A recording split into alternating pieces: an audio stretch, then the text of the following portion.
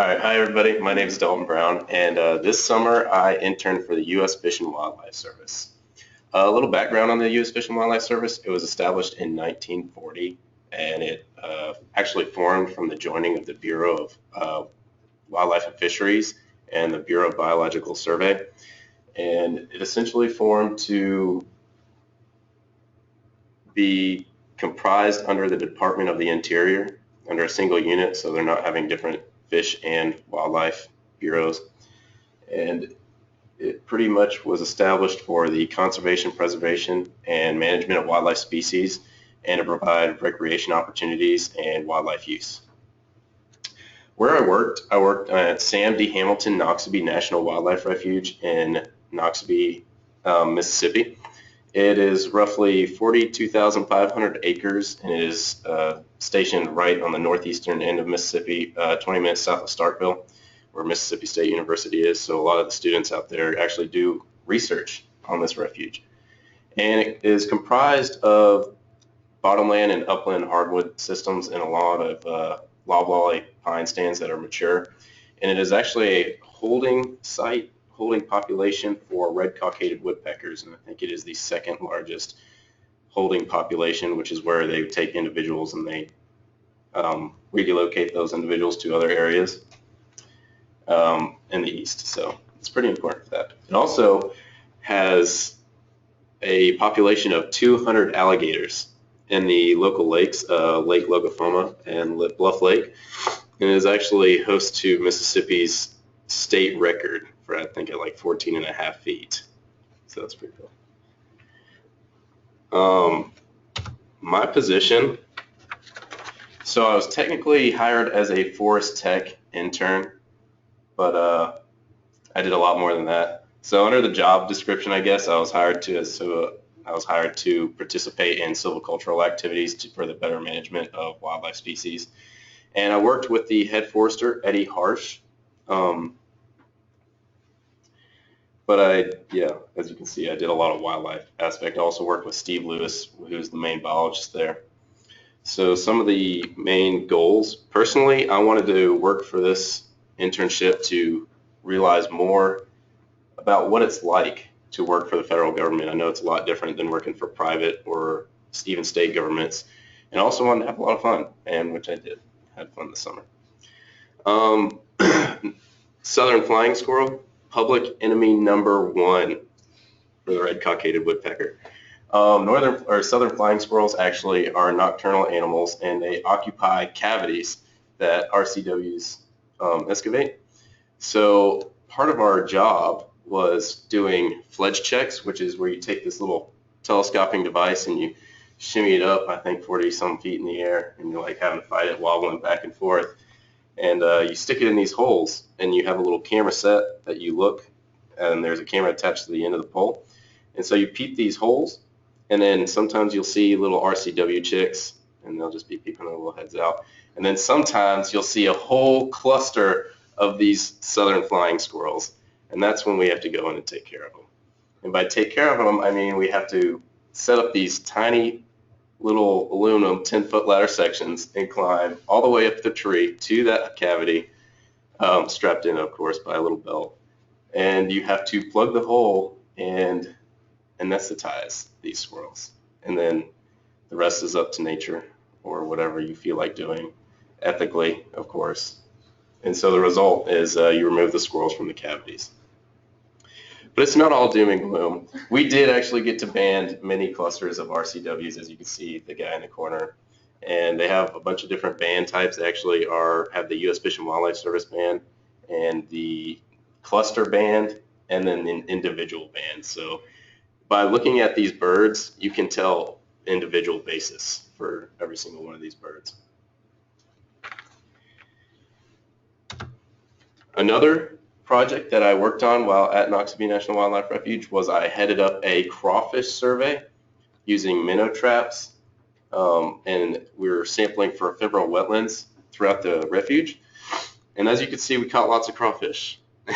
we did actually catch oodles of crawfish, but the bycatch is what we were also interested in. So we took a lot of samples and we wrote down all the species we caught. So we would go out and we'd set up these traps for 2 days and set up traps along a certain set location. And that's where we did a lot of GPS work as well. But yeah, we caught multiples of salamanders, snakes. That was my favorite. He's kind of mean. We caught a three-toed amphiuma, which was very interesting for the refuge. We caught mud turtles, and my favorite picture is that larval stage two-line salamander. That's pretty cool to catch. So that was about the extent of what I did for wildlife. We did do some outreach work. The local orphanage had a fisheries, I guess, catfish fish-off, and so we have a managed catfish pond on the refuge. And so I was part of taking care of setting up for the event, cooking, cleaning catfish, helping kids bait their hooks, and pretty much just informing the kids about the refuge in general. And that was a lot of fun. They really enjoyed it, and it was funny to see them all squirming, when you try to put liver on the work, and they're like, ooh. We also did some wood duck surveys. That in the corner is a rocket net that we had set up and baited for wood ducks, and that is me actually getting my rocket net certification, which is cool because you get to play with explosives, and when is that ever not cool?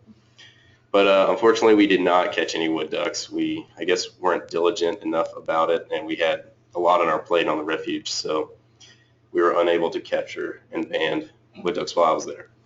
And we also did some prescribed fire when the opportunity came up, which wasn't often because it was a very humid summer. Personally, I was not allowed to partake in the setting of fire, but I was allowed to be there for the cleanup and the viewing of the fire. And this is where I spent probably 50% of my time while I was there. What I contributed was I'm a pretty handy mechanic, and so they saw that right away. So they set me up in this awesome shop, which I kid you not was awesome for me because we had welders and torches and all the fun tools, lifts. It was awesome. But yeah, I did a lot of maintenance work. I worked on tractors. I worked on trucks. General maintenance. I fixed winches and built sprayer booms and all that. This was stuff I kind of pretty much knew how to do beforehand, but they showed me a lot of the farm equipment repair, which I wasn't that familiar with, which was nice. And finally, the forestry aspect of my internship. I did get some tractor use, not a lot. All I did was mow, but regardless, I'd never been on a tractor before, and that was a big bonus for me, I guess. We would blow up beaver dams to control invasives, or I guess, not invasives, but destructive natives. And so they dammed up a lot of the rivers to cause the waterfowl impoundments not to flow correctly. So yeah, we got to play with dynamite. And we marked boundaries, which is actually a law enforcement duty, but we kind of got the opportunity to go do that, and it's as simple as painting trees every 1/10 of a mile. And we did lots of spraying.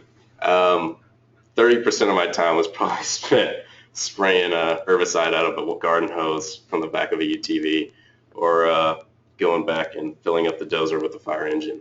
So, and we did mark a stand, but unfortunately I didn't get pictures of that. And we did do a couple days of hacking and squirting to control hardwood understory within a pine stand, which is basically where you take a hatchet and you hack an undesirable tree and then squirt it with herbicide and it kills it. So how Ornell helped me out, it definitely prepared me for the GIS work that I did with measurements and when doing the crawfish survey.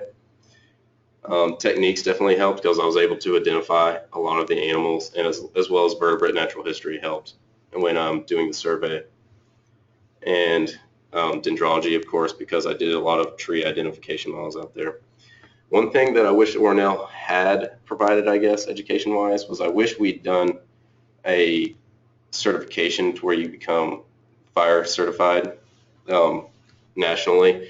It's actually really easy. All you have to do is take an online course, and then you have to do a pack test which if the university provided would be very beneficial to a lot of us because that looks great on a resume. And we get to burn the woods, and who doesn't like burning the woods? So, any questions?